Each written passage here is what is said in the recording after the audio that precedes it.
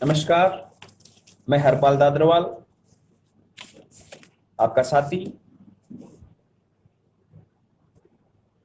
जैसा कि कल से सभी के संज्ञान में है कि डीपीसी की प्रक्रिया शुरू हो गई है।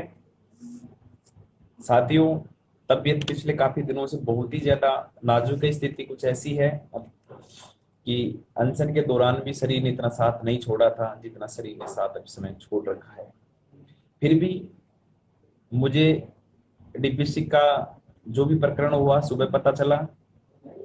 मैंने तत्काल प्रभाव से पदाधिकारियों से बात की और तुरंत रूप से मुख्यमंत्री साहब के नाम लेटर लिखा। आज स्थिति यह है कि जैसे ही राजस्थान एकीकृत शिक्षक महासंघ का कोई प्रेस नोट या कोई पत्र रिलीज होता है, हरकत में आ जाता है। हमने ये तो साबित कर दिया कि वास्तव में शिक्षकों के लिए लड़ने वाला आपका हमारा ये संगठन वास्तव में लड़ रहा है।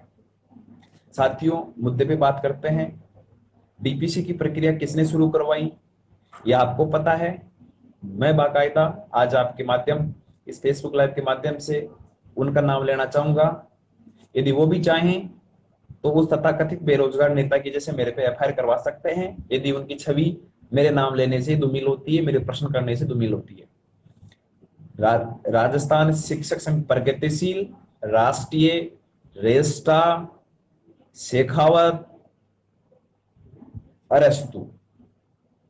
अब मेरे को लगता नहीं इनको छोड़ के संगठन बच भी गया। मोटे तौर पे कहूं तो राजस्थान एकीकृत शिक्षक महासंघ के अलावा सभी संगठनों ने डीपीसी का मुद्दा जोर शोर से उठाया। यदि वो साथी डीपीसी की जगह पहले तबादलों की बात करते, जैसा फर्स्ट ग्रेड में हुआ, पहले तबादला और फिर डीपीसी, तो हमारे तबादले हो जाते साथियों। लेकिन वो संगठन के पदाधिकारी, शायद मेरा जहां तक मानना है, वरिष्ठ अध्यापकों से ना तो वो रसीद कटवाते हैं और ना उन संगठनों में वरिष्ठ अध्यापक उनके सदस्य हैं। क्योंकि यदि वरिष्ठ अध्यापकों को अपने संघ का वो सदस्य मानते, उनको भी शिक्षक मानते, तो वो तबादलों की बात जरूर करते। जहां हम एक बड़ी लड़ाई, चाहे वो धरना प्रदर्शन हो, अनशन करना हो या मेरा निलंबन करना हो, साथियों, उन तथाकथित शिक्षक संघों के पदाधिकारियों के कान में जू तक नहीं रहेंगी और उन्होंने एक स्टेटमेंट, एक प्रेस नोट जारी तक नहीं किया, ना तो तबादलों को लेके और ना मेरे निलंबन पे। साथियों, मुझे कोई फर्क नहीं पड़ता निलंबन का, क्योंकि आपका साथ और विश्वास मेरे साथ है। लेकिन मुझे दुख इस बात का है कि जब सम्मेलन करवाने की बात आती है, पर्चियां कटवाने की बात आती है, तो सबसे ज्यादा, क्योंकि फर्स्ट ग्रेड का खुद का कैडर पे संगठन रेशला है, तो वरिष्ठ अध्यापकों से ये सभी संगठन रसीद भी कटवाते हैं, इनको सदस्य भी बनाते हैं, सम्मेलन के नाम पे अन्य नाम पे पैसे भी लेते हैं। और यदि मेरा यह दावा गलत है तो उनको भी मैं आमंत्रित करता हूं कि आप भी किसी थाने में मेरे खिलाफ एफआईआर करवा दीजिए। साथियों, दो बात है, या तो आप, उन्होंने वरिष्ठ अध्यापकों को अपने संघ का सदस्य नहीं माना, आपका साथ छोड़ दिया, और उन्होंने वरिष्ठ अध्यापकों के साथ में जो अन्याय किया, मैं उसका घोर कड़े शब्दों में निंदा करता हूं। उम्मीद है मेरी बात से आप सहमत होंगे। जो भी साथी जुड़े हैं, यदि मेरी बात से सहमत हैं कि डीपीसी की प्रक्रिया किसने शुरू करवाई, क्या, मैं एक प्रश्न कर रहा हूं, तुरंत जल्दी से जवाब दे दीजिए। क्या जिन्होंने डीपीसी की मांग की और तबादलों पर मुख्य दर्शक बनकर बैठे रहे, क्या उन संघों का बहिष्कार करना चाहिए, हां या ना? यदि साथी कमेंट्स में जरूर उत्तर देंगे तो मुझे बड़ी प्रसन्नता होगी।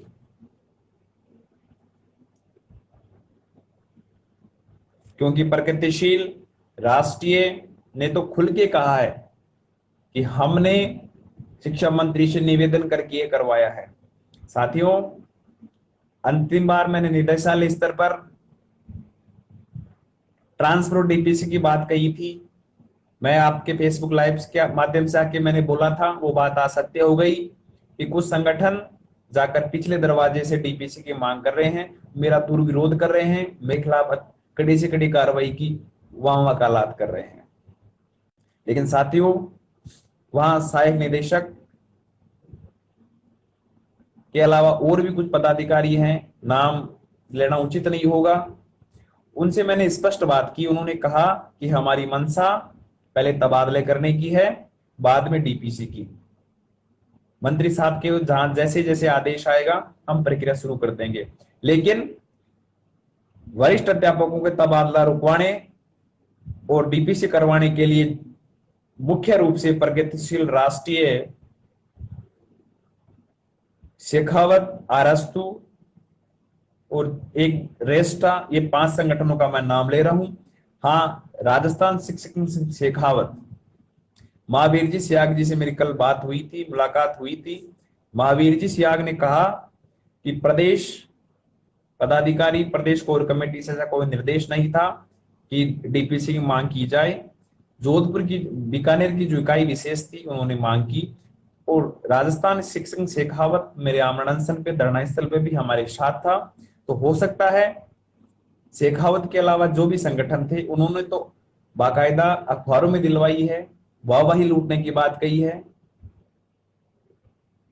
तो सबसे पहले हमें आज ये प्रण लेना होगा, यह शिक्षक समाज विशेष तौर से सेकंड ग्रेड और के लिए काला दिन है कि आज के बाद में हम जिन भी संगठनों ने डीपीसी की बात कही और तबादलों रोकने में पूरा प्रयास किया, उनका बहिष्कार करना है। क्योंकि भविष्य में आज जो हमारे साथ हो रहा है वो हमारे आने वाले शिक्षक साथियों के साथ ना हो, या हमारे साथ ही दोबारा ना हो। क्योंकि सरकारें आती हैं, जाती रहेंगी, ये प्रक्रियाएं निरंतर हैं, ये चलती रहेंगी, ये परिपाटी बन जाएगी। तो हमें इस परिपाटी को रोकना है। दूसरी बात, अभी एक ऑडियो मैंने सुना जिसमें एक शिक्षक साथी तथाकथित कैडर बेस संगठन के नेता से बात कर रहा था और कह रहा था कि साहब डीपीसी हो रही है तो तबादलों में कोई फर्क पड़ेगा कि नहीं पड़ेगा। तथाकथित नेताजी बोल रहे थे कि नहीं, कुछ फर्क नहीं पड़ेगा, उतने तो रिटायरमेंट हो रहे हैं, उतने ज्वाइन नहीं करेंगे, कोई 1500 फर्क पड़ेगा। मैं उस सज्जन से कहना चाहता हूं, एक बार कभी अध्ययन भी कर लिया करो चीजों का कि क्या फर्क पड़ेगा क्या नहीं फर्क पड़ेगा, वो आगे बताऊंगा। मुझे बड़ा दुख हुआ आज सुबह से लेकर अब तक। मैं स्वयं तो इतना ज्यादा देख नहीं रहा था, लेकिन पदाधिकारियों से, विशेष तौर से महेश जी से, महावीर जी से मैं चर्चा कर रहा था। उनको ये जिम्मेदारी दी थी कि यदि कोई संगठन तबादलों पहले करने और डीपीसी बाद में करने की मांग उठाए तो मुझे जरूर बताना, हम उनसे बात करके सामूहिक प्रयास करेंगे। लेकिन साथियों, दुर्भाग्य की बात है कि राजस्थान एकीकृत शिक्षक महासंघ के अलावा किसी भी शिक्षक संघ ने डीपीसी की जो प्रक्रिया शुरू की गई है उसका विरोध नहीं किया। यदि आपके किसी के पास में डीपीसी विरोध करने को लेकर, जैसा हमने मुख्यमंत्री साहब को पत्र लिखा, ऐसा कोई हो तो मुझे आप प्रेषित करें, उनसे बात करके उनको भी हम सामूहिक साथ लें। लेकिन जहां तक मेरी जानकारी में है, किसी भी संगठन ने इसके संदर्भ में कोई विरोध दर्ज नहीं करवाया। फिर कहूंगा, या तो उन्होंने ये मान लिया है कि वरिष्ठ अध्यापक उनके संगठन के सदस्य नहीं हैं, आपको उन्होंने सदस्यता से मुक्त कर दिया है, तो अब समय है कि आप भी उनकी जो एक संगठनों की शिक्षक गुलामी वाली प्रथा चली आ रही है उससे हमें छोड़ना होगा। अब साथियों, जो बोल रहे हैं कि डीपीसी का कोई प्रभाव नहीं पड़ेगा, मैंने इसका विश्लेषण किया है, मैं आपके सामने बताता हूँ डीपीसी का वास्तविक प्रभाव क्या पड़ेगा। साथियों, आपसे बात करने से पहले मैंने खुद ने पूरा मैटर तैयार किया है, तब आपसे बात कर रहा हूं। डीपीसी का क्या प्रभाव पड़ेगा साथियों? सभी साथी एक बार जो भी जुड़े हैं लिंक शेयर कर दीजिए, महत्वपूर्ण बात शुरू कर रहे हैं अपन। साथियों, जैसे डीपीसी हो जाती है, लगभग 4000 प्लस पदों पर डीपीसी होगी। आवेदन 16000 ने कर रखे हैं। आपको पता है पूरे 16000 के तबादले नहीं होंगे, मुश्किल से 5 या 6000 के तबादले होंगे, माना कि 8000 के तबादले हो गए, 7000 के तबादले हो गए। साथियों, उदाहरण के रूप में मैं मेरा ही उदाहरण लेता हूं। जैसे मैं मेरे घर से आसपास के 10-20 किलोमीटर के दायरे में जो भी इच्छित स्थान था, जो विद्यालय खाली था, उस विद्यालय में विकल्प पत्र भरा, तब मैंने स्कूल का नाम इंद्राज किया। साथियों ऐसा ही आपने किया होगा, अधिकतम अपने 3 स्कूलें भरी होंगी। सही है या गलत है, ये तो कुछ तो बता दीजिए आप। सही बोल रहा हूं ना? हमारे पास में जो विकल्प पत्र था आवेदन के लिए समय, हमने जो स्कूल भरी, तबादले यदि पहले हो जाते तो उन स्कूलों में से किसी एक स्कूल में हमारा तबादला हो जाता। यदि हमारी राजनीतिक अप्रोच है, मैं ही शब्द प्रयोग कर रहा हूं कि ऐसी शिकायतें फर्स्ट ग्रेड में, प्रिंसिपल में आ रही है, फिर भी यदि ईश्वर साथ होता तो क्या पता कि आपके तबादले होने के चांसेस थे। लेकिन साथियों, डीपीसी होने के बाद में, जैसा कि आपने एक स्कूल का आवेदन पत्र में नाम भरा और उस स्कूल में डीपीसी प्रक्रिया के माध्यम से आपके विषय का विषयाध्यापक नियुक्त हो गया, साला दर्पण पर वो स्कूल साला दर्पण पर वो स्कूल की वैकेंसी समाप्त हो जाएगी और उसको पद को भरा हुआ माना जाएगा। अब माना कि आपने 2 विद्यालय 3 विद्यालय भरे और तीनों विद्यालयों में डीपीसी के माध्यम से साथी आ गए, तो साथियों आपका विकल्प पत्र जो आपने भरा है उसका कोई औचित्य नहीं रह जाएगा।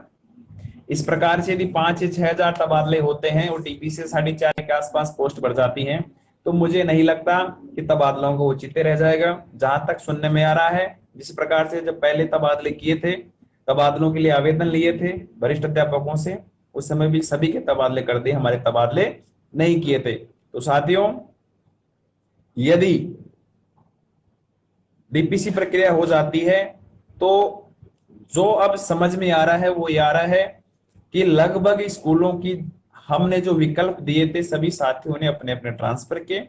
वो विकल्प वाली स्कूलों के अंदर पद भर दिए जाएंगे और जो आवेदन कर रखे हैं उस पोर्टल को एक तरह से स्थायी रूप से बंद कर दिया जाएगा, या यूं कहूं कि तबादलों की प्रक्रिया पर विराम लग जाएगा। और इस तबादलों की प्रक्रिया पर जो विराम लग जाएगा उसके जिम्मेदार सबसे ज्यादा ये कथाकथित शिक्षक संघ और उनसे भी ज्यादा जिम्मेदार हम स्वयं हैं। साथियों, यदि जिस समय मैं अनशन पे था उस समय आप अपने घर से निकलते तो शायद तबादले हो जाते। जिस समय मैं अनशन पे था, ये कैडर बेस संगठन वाले अलग से मीटिंग ना करके शिक्षक को आने से नहीं रोकते, तबादले हो जाते।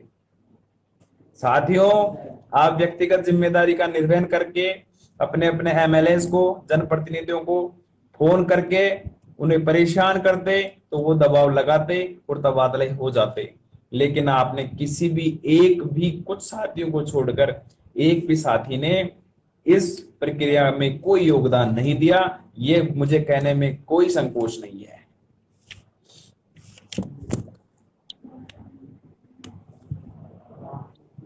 अब साथियों, जो हो गया सो हो गया, अब करना क्या है इस पे विचार करें।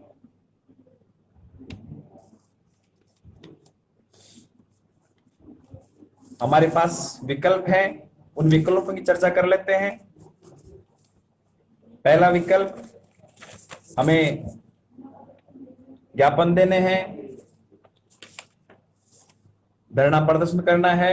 आप चाहो तो मैं आपके लिए, आप कहो तो निदेशालय, आप कहो तो जयपुर, आप जहां कहो वहां मैं, यदि आप चाहो तो मंथन के लिए भी तैयार हूं। हमारे पदाधिकारी भी तैयार हैं। विकल्प हमारे पास में केवल और केवल 2 ही विकल्प हैं। दबाव की राजनीति, दबाव डालने के लिए जो दबाव समूह कार्य करते हैं, धरना प्रदर्शन हो गया, हड़ताल हो गई, पेन डाउन हड़ताल कर सकते हैं, जो भी हम कर सकते हैं दबाव की राजनीति के लिए वो हम कर सकते हैं। लेकिन साथियों, अभी उपचुनाव है, सरकार का पूरा ध्यान उपचुनाव पे है। लेकिन फिर भी यदि आप कहेंगे निदेशालय स्तर पर धरना शुरू करना हो या जयपुर करना हो, राजस्थान एकीकृत शिक्षक महासंघ तैयार है, लेकिन अब की बार निर्णय आपको लेना पड़ेगा। विकल्प नंबर 1, धरना, प्रदर्शन, अनशन जो भी करना है वो विकल्प नंबर 1 में आता है। दूसरा, इसके साथ में हम कोर्ट की शरण में जाएं, विकल्प नंबर 2 है। अनुच्छेद सभी ने पढ़े हैं, राजनीति विज्ञान का मैं विद्यार्थी हूं और स्वयं भी राजनीति विज्ञान पढ़ाता भी हूं। साथियों, अनुच्छेद 15 क्षेत्र जाति विशेष, अनुच्छेद 14 कानून की विधि की समानता, विधि की समक्ष समानता के उदाहरण देता है। तो मेरे साथियों, उपेन जी जिंदाबाद। रमेश जी, कौन है उपेन यादव? है बीच में भाई जी, उपेन यादव के लिए मैं भी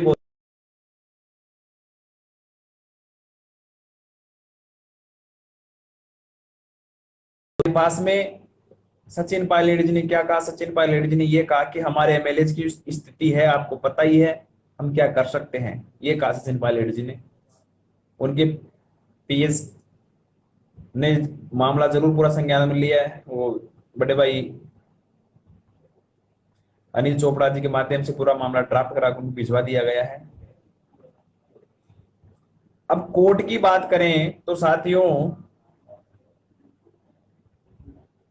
हमारे पास में कोर्ट में जाने के 2 आधार हैं। पहला आधार कि केवल लक्ष्मणगढ़ के तबादले कर दिए, पहला आधार। अन्य का क्यों नहीं किया जब समानता का अधिकार मिला हुआ है। दूसरा आधार है कि जहां फर्स्ट ग्रेड की डीपीसी इन्होंने की, उससे पहले तबादले किए, तो वरिष्ठ अध्यापकों के साथ में ऐसा क्यों, जबकि आपने ऑनलाइन आवेदन ले लिए। कोर्ट में जाने से क्या होगा? एक साथी कमेंट कर रहे हैं, साथियों विधायिका में बने हुए बड़े बड़े प्रस्ताव लागू होने के बाद में कानून विधायिका के ऊपर न्यायपालिका के द्वारा कई बार निरस्त होते हुए देखे हैं। और साथ में जो अभी 3rd ग्रेड में कुछ ऐसी समस्या आ रही है, पिछले समय में आपने देखा होगा कि लगे हुए नौकरी शिक्षकों को भी कोर्ट ने संशोधित परिणाम के आधार पर बाहर का रास्ता दिखाया है, और ऐसा भी शायद वर्तमान में प्रकरण चल भी रहा है। तो साथियों, न्यायपालिका पे विश्वास करना पड़ेगा। हमारे पास में एक ही रास्ता है, दोनों विकल्प का प्रयोग करें तो पहले विकल्प पे हम ये कर सकते हैं कि एक बार सभी साथी अधिक से अधिक संख्या में, कल ऑफिस खुलते हैं 10 बजे, 10:30 बजे तक अधिकारी ऑफिसेस में, तो सभी साथी 10:30 बजे एक साथ ट्यूट करोगे। सभी साथी एमएलए से लेकर प्रधान मंत्री, चाहे कोई से डिपार्टमेंट को, सभी को फोन फुड़काओ। ये लगना चाहिए कल कि 200 के 200 विधायक, जो भी मंत्री हैं, जो भी प्रशासनिक अधिकारी हैं, चाहे वो सौरभ स्वामी जी हो, चाहे ज्वाइंट डायरेक्टर हो, चाहे डीओ, मतलब कल 10:30 बजे राजस्थान के वरिष्ठ अध्यापकों के मोबाइल से प्रशासनिक अमले के साथ में राजनीतिक व्यक्तियों को एक साथ घंटी बजनी चाहिए। ये लगना कि वास्तव में नहीं हो रहा है। साथियों, 10:30 बजे सभी को एक पहले तो मैं ट्वीट कर दूंगा, सभी को रीट्वीट करना है, हमें ट्रेंडिंग करवाना है, ट्रेंड करवाना है। साथ में सभी को फोन है, बिल्कुल नहीं डरना, उनसे बात करना, रिकॉर्डिंग करना और रिकॉर्डिंग ग्रुप में जरूर डालना। साथियों, यदि एक साथ हमने 200 विधायकों को फोन किया, उनके पीए उठाएंगे, चाहे कोई भी उठाओ, उनसे निवेदन करो कि एमएलए साहब से बात करवा दो। मंत्रियों को फोन करो, उनके पीओ को बोलो, मेल करो, अधिक से अधिक माकन साहब के पीए को फोन करो। 10:30 बजे एक साथ आप स्कूल पहुंच जाओगे, 10:30 से 11 के बीच में हमें ये आधे घंटे का एक सघन अभियान चलाना है कि तबादले बाद में नहीं, तबादले पहले होंगे, डीपीसी बाद में होगी। इसके अलावा जहां भी ज्ञापन देना है वो अपने ज्ञापन का ड्राफ्ट मुख्यमंत्री साहब के नाम है, मैंने भेज दिया। जहां भी आप ब्लॉक और जिला स्तर पर ज्ञापन देने का प्रोग्राम बनाओ, आप ये प्रोग्राम भी कर सकते हैं हम सब मिलकर। लेकिन कोविड महामारी वास्तव में ही फैल रही है और शायद मैं इसी से उबर रहा हूं। मेरे परिवार में मेरे अंकल सीआई हैं, कोविड हुआ है, उनके माध्यम से आया है। जयपुर में पीएचक्यू में पुलिस विभाग में काफी बड़े स्तर पर कोविड फैला था पिछले चरण में। तो जिन जिन के पहले कोविड हुआ था उनमें सिम्टम्स दोबारा आ रहे हैं, मैं महसूस कर सकता हूं। इसलिए और ये हम एक शिक्षक होने के नाते हमारा ये कर्म भी है और धर्म भी है कि हम एक कोविड नाम की महामारी के नियमों की पालना भी करते हुए अपने संघर्ष करेंगे। तो फोन पे बात करने में, मेल करने में, ट्वीट करने में कोई कोविड के नियमों की अनुपालना, हम कोई पालना में कोई विरोध नहीं कर रहे, हम उनकी पालना करते हुए अपना काम करेंगे। यदि किसी से मिलना भी जाना होगा तो उस हिसाब से अपन 2 या 3 लोग हिसाब से करेंगे। साथ में दूसरा रास्ता कोर्ट का है, ये माथुर जी से और सीनियर वकील हैं जिन्होंने सौरभ स्वामी को हाई कोर्ट में तलब करवाया था प्रकाश बिश्नोई के प्रकरण में, संजीव के प्रकरण में, उनसे भी हमारी बात लगभग पूरी हो गई है।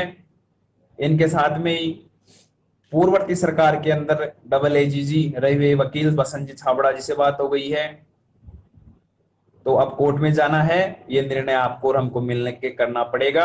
आप मुझे बता दीजिए यदि कोर्ट में जाना है तो हम कल ही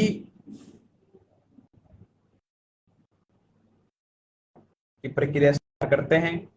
साथियों, डरने की जरूरत नहीं है आपको। अन्य संगठन वाले बोलेंगे कि अब तो हो गया, अब क्या होगा? साथियों, कानून निरस्त हो सकते हैं, तो ये तो तबादले हैं, इनमें भी स्टे आ सकता है। जब नई भर्ती आती है, काउंसलिंग प्रक्रिया के दौरान कोर्ट का आ जाता है, प्रक्रिया रुक जाती है कि नहीं रुक जाती? तो हमें इस प्रक्रिया पे स्टे लाना है और लक्ष्मण के आधार पर उन तबादलों को आधार बनाकर हमें कोर्ट के माध्यम से तबादले करवाने का आदेश करवाना है। तो आपको साथी भ्रमित भी करेंगे कि अब कुछ नहीं हो सकता, तो उनको यही कहना, अब पछताए हो तो क्या, जब चिड़िया चुग गई खेत, कोई चिड़िया नहीं चुगी। आप यदि विश्लेषण करो तो अधिकांश कोर्ट याचिका में काउंसलिंग प्रक्रिया के दौरान कई बार स्टे दे देता है, काउंसलिंग प्रक्रिया रुक जाती है। तो साथियों, आप चाहो तो हम कोर्ट में जाने के लिए तैयार हैं। और जो साथी ये सोच रहा है कि किसके नाम रिट लगेगी, किसका क्या होगा, तो साथियों यदि आपको रिट लगाने से डर लगता है तो राजस्थान एकीकृत शिक्षक महासंघ की लेटर हेड के माध्यम से रिट लगेगी। और यदि हमारे राजस्थान एकीकृत शिक्षक महासंघ के पदाधिकारी भी ये चाहते हैं कि उनमें थोड़ा असहज है, तो मैं हरपाल दादरवाल पहली रिट, पहला केस संविधान के दायरे से बाहर जो काम किया उसके खिलाफ, चाहे शिक्षा मंत्री हो, सौरभ स्वामी जी हो, उनके खिलाफ मैं केस मेरे नाम से फाइल करूंगा। अब साथ में आप हो चाहे नहीं हो, मैं ये लड़ाई जरूर लड़ूंगा। हार व जीत का फैसला भविष्य करेगा। मैं स्पष्ट तौर से आपसे कह रहा हूं कि सौरभ स्वामी जी जिन्होंने आदेश पारित किया है काउंसलिंग का और जिनके निर्देश पे काम चल रहा है, उन दोनों के खिलाफ मैं कोर्ट में केस फाइल कर रहा हूं। ये मेरा अंतिम और लास्ट निर्णय है। आप साथी साथ आए, बहुत बहुत धन्यवाद है आपका, आपका स्वागत है। क्योंकि ये लड़ाई हम लड़ेंगे, क्योंकि जीत और हार बाद की बात है, लेकिन हमने लड़ाई नहीं लड़ी तो आने वाली जो साथी हैं ये परिपाटी बन जाएंगी और हमें वो दोषारोपण करेंगी कि जब ये परिपाटी बन रही थी जो शिक्षक साथी थे उन्होंने आवाज नहीं उठाई। फिर से कहूंगा, ना मैं बिका हूं ना झुका हूं, मैं मेरे शिक्षक समाज के अभिमान और स्वाभिमान के साथ खड़ा हूं। मैं कल कोर्ट के केस फाइल करने के ड्राफ्टिंग की प्रक्रिया शुरू कर दूंगा। कोर्ट केस कर रहा हूं, मेरे ही नाम से कर रहा हूं, किसी को डरने की जरूरत नहीं है। साथियों, पत्थर नहीं हूं मैं, मुझ में भी नमी है। पत्थर नहीं हूं मैं, मुझ में भी नमी है। दर्द बयां नहीं करता, बस इतनी सी कमी है। साथियों, फिर कहूंगा, परिवार मेरे भी है, इमोशंस मेरे भी हैं। एक टीचर को हेडमास्टर एक नोटिस दे देता है, सिर पे जाके माथा बांध के सो जाता है। लुगाई को न्यारी, लुगाई को जाके उस पे वो साइकोलॉजी होता है ना कि वो गांव में चला, लुगाई मड़ न्यारो गुस्सो काटो, गुम्मा मड़ न्यारो गुस्सो काटो, को छोटा भाई बहन न्यारो गुस्सो काटो। कब काटेगा? जब एक छोटा सा नोटिस दे देता है। साथियों, मेरा भी परिवार है, मेरे भी माताजी हैं, मेरे भी रिश्तेदार हैं, मेरे भी आस पड़ोस हैं। आपको पता हो गांव में क्या स्थिति होगी। तो साथियों, सामूर जी नमस्कार। पत्थर नहीं हूं, मुझे भी दर्द होता है, मुझ में भी नमी है, बस बयां नहीं करते। और लड़ेंगे, अंतिम स्तर तक लड़ेंगे। जो बात थी मैंने आपको बता दी। यदि जो भी साथी कल 10:30 बजे से 11 बजे के बीच में हमें सभी को एक साथ सामूहिक रूप से अपने अपने विधानसभा के जनप्रतिनिधि को फोन करना है, ऑफिस में फोन करना है, एक ही बात कहनी, पहले तबादला फिर डीपीसी। साथ ही फिक्स 10:30 बजे ट्विटर पर रिट्वीट करना है, ट्वीट आपको उपलब्ध करवा दिया जाएगा। कोर्ट की बात है, सभी साथी कि कोर्ट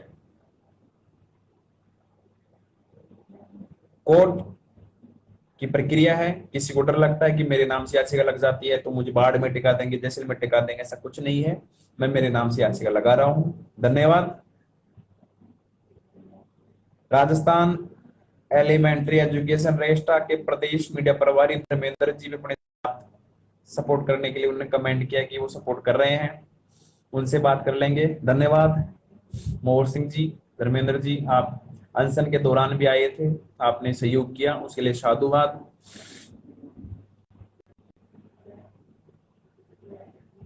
विकल्प आपके सामने थे, सभी जुड़े, उसके लिए भी धन्यवाद।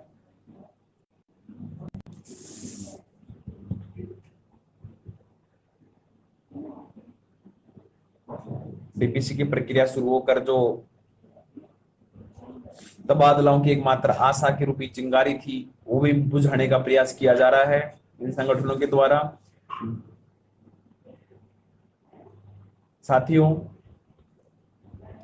जो भी साथी फेसबुक लाइव से जुड़े उनका धन्यवाद, जो साथी नहीं जुड़े उनका भी धन्यवाद। जो भी साथी किसी प्रकार का सहयोग करना चाहें वो हमारे संगठन महामंत्री महेश जी संपर्क करें।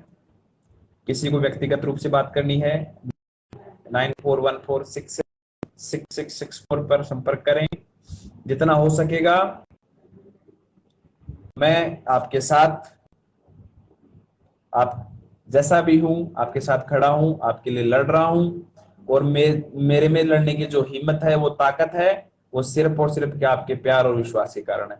धर्मेंद्र कुमार धर्मी ने कमेंट किया है, मैं जाते जाते वो फट के बताना चाहूंगा। आदरणीय हरपाल जी, आज मैं पहली बार आपके लाइव संबोधन से जुड़ा हूं और इस दौरान मैंने देखा कि स्थानांतरण के मुद्दे पर शुरू से आपको सपोर्ट वाले संगठन एलिमेंट्री के सहयोग की अपेक्षा कर रहे हैं। रेस्टा के नाम पर आप ये नहीं बता रहे कि कौन सा रेस्टा टीपीसी की मांग कर रहा है, बहरूराम जी वाला या सैलावत जी वाला। एक तीर से दो निशाने जो साथ हैं उसे भी बदनाम कर रहे हो। बड़ा दुख हुआ, आप जैसे संजीदा व्यक्ति इस प्रकार आपके आमरण से लेकर रेस्टा मोर्शी सैलावत जी ने आपको हर कदम पर तन मन धन से सपोर्ट किया, लेकिन आपने कभी जिक्र नहीं किया, बहुत जल्दी बोले। धर्मेंद्र जी, मैं आपकी बात का जवाब देना चाहूंगा।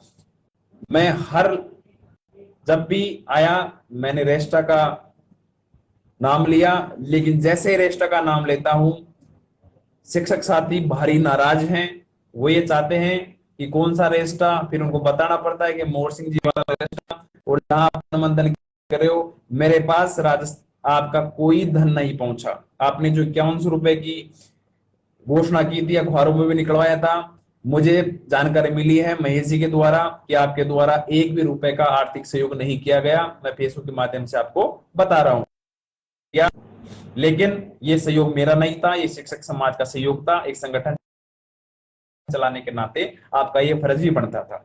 मेरी आज भी मोहर सिंह से बात हुई। आप ऐसा कैसे कह सकते हैं कि मैंने जिक्र नहीं किया? आप मोहर सिंह से बात कीजिए, हमने काफी बार आपको फोन किया है, आपकी ओर से कोई प्रत्युत्तर नहीं आता। आपको मैं याद दिलाना चाहूंगा धर्मी जी कि आपको मैंने फोन किया, आप स्कूल के प्रोग्राम में बिजी थे, आपने कहा बाद में बात करूंगा, आज तक आपका मेरे पास रिलेटेड कोई फोन नहीं आया। दूसरा, जहां डीपीसी की बात कर रहे हो, डीपीसी कल रात को प्रक्रिया स्टार्ट हो गई थी, अभी तक रेस्टा की ओर से कोई भी ऐसा विरोध के अंदर कोई लेटर जारी नहीं हुआ, इसलिए मुझे कहना पड़ा बड़े दुर्भाग्य के साथ में।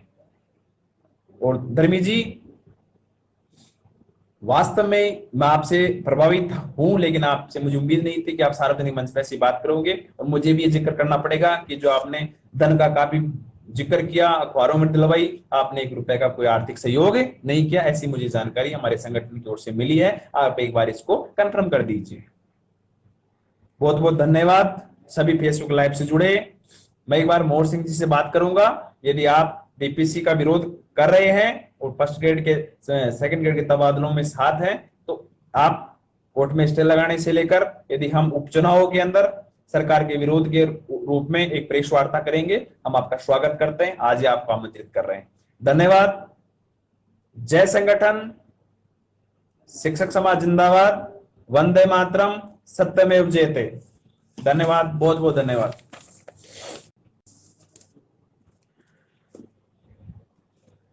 और जो भी संगठन के पदाधिकारियों को कुछ बुरा लगा हो तो उनके लिए भी कोई ना कोई सा थाना आप भी मानहानि का मुकदमा कर दीजिए।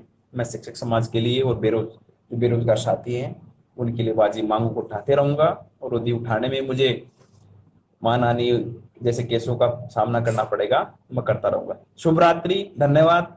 कोरोना का दूसरा चरण चल रहा है, आप सभी सहज रहें, शिक्षक समाज के होने के नाते सभी को भी जागरूक करते रहें। बहुत बहुत धन्यवाद। जय हिंद, जय भारत, वंदे मातरम, सत्यमेव जयते।